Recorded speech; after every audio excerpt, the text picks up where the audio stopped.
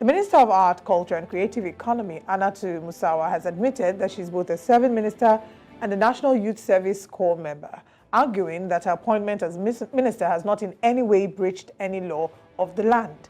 Musawa, in a statement, also pointed out that President Bola Ahmed Tinubu, who offered her the opportunity, did not also infringe on any statutes of the country, saying that the misinformation that trailed her inauguration as a minister of the Federal Republic was not necessary.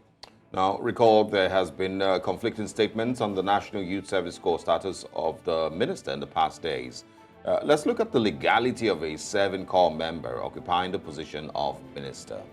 We're joined by Barrister Evans Ufeli. He's a constitutional lawyer. Good morning, Barrister Ufeli, and thanks for joining us. Good morning. Great to have you. As always, Nigeria always has, these issues every now and then, with one person or the other. She claims that she hasn't broken any laws and there's no part of the Nigerian constitution that, stops her from taking on the role of minister, being appointed as minister, even as a serving National Youth Service Corps member. Is she right? Or does the NYSC Act, the Nigerian Constitution, and of course the NYSC bylaws, do any of these things completely disqualify her from this position? Yeah, constitutionally speaking, she's right by saying that the Constitution did not preclude her or ban her from taking the appointment that was given to her by the president.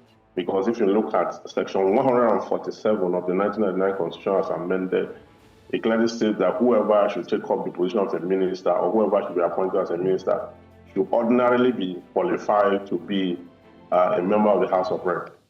And when you go down, you look at the qualification for who should be a member of the House of Reps is that the person must be a Nigerian, must be 25 years of age, and other qualifications for which she actually have these qualifications. So in the manner of speaking constitutionally, in the light of appointment by the president, the Constitution there is no infraction whatsoever constitutionally speaking.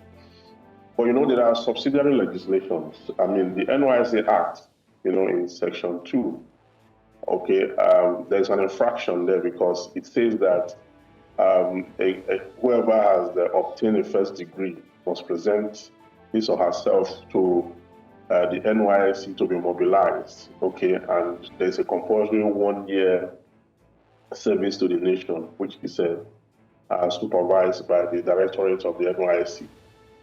And if you look at that, she's 8 months into her service year. The NYSC has confirmed that she's serving with the Directorate and all that.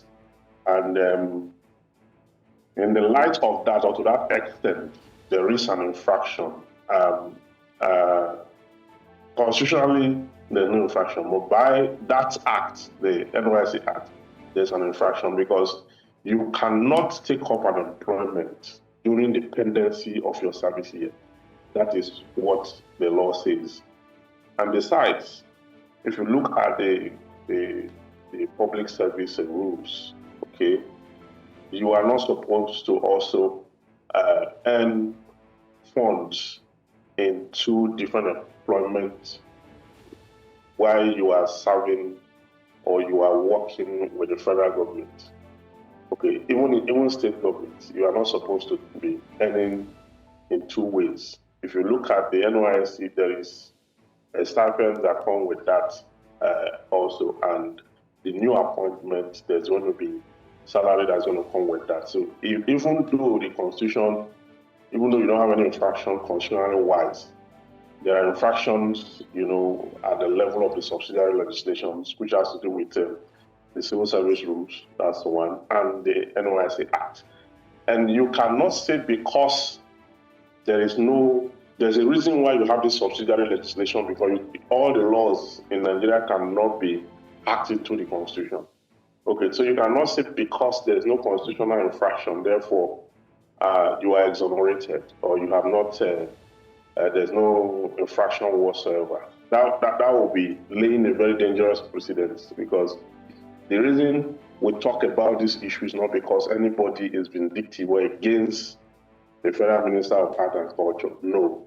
But it's because of the precedent that will be laid down And once precedents are laid down, it will be difficult to reverse, because in the future you are going to have some conflict like this. And you see, in all this, I do not put so much blame on her, but blame on the National Assembly that should exercise their oversight function as predicated in section 88 and 89 of the 1999 Constitution.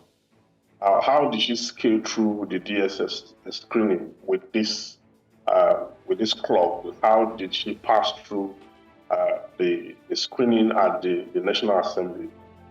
These are oversight. Now, these two institutions are in dereliction of their duties. That is what it means.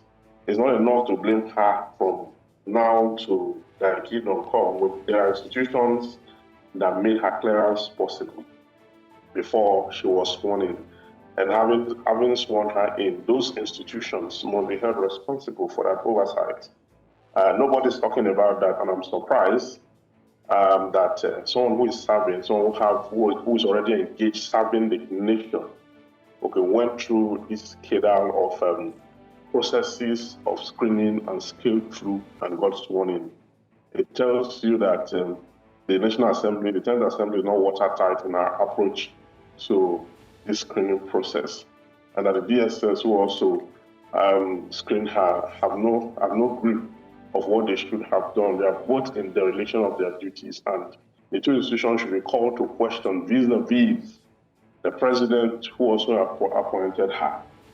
Because upon recommendation, the president or the presidency would have taken certain steps to look at the veracity of the candidate in question, and not to appoint based on just recommendations. Sometimes these appointments are made in such a way that you begin to wonder whether it's for settlement or really to serve the nation. And it boils down to the level of competence and the output you see in the field eventually. When they get to perform, you find out that a lot of them have issues here and there. Issues of competency will arise, issues of corruption will arise, and so many issues that, aside the constitutional and legal implication of the appointment, there are undercurrents also that will create so many problems. I would rather that she was not appointed, or the presidency would have waited for her to complete, and possibly during the reshufflement or whatsoever, they can get her into, if it is necessary and important, that she serve in that capacity and all that. That is what I think about it. Sorry, so what's going to happen next? If you're saying that right now there is no constitutional breach, but the NYSC Act in some measure has been breached because now she's going to be earning from two portals. She's going to be earning the NYSC allowance and earning as a Minister of the Federal Republic of Nigeria. She has 4 months left to the end of her service time. Does this mean that maybe she'll be able to post NYSC and then finish her time as minister and come back to complete it? Or I don't know, how do you see this eventually turning out?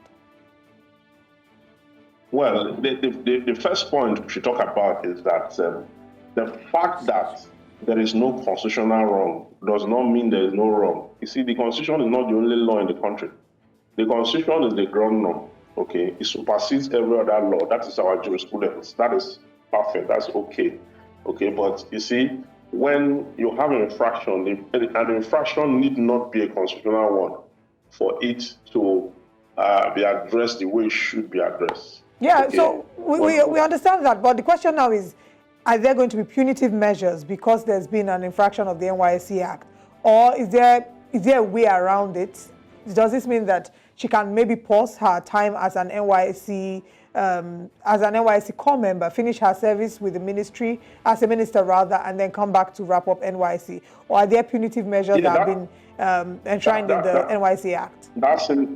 That seems to be the solution for her to, mind you, this is not the first time she's disengaging from the NYSC. She was there before. She was redeployed and she stopped, and now she's back there.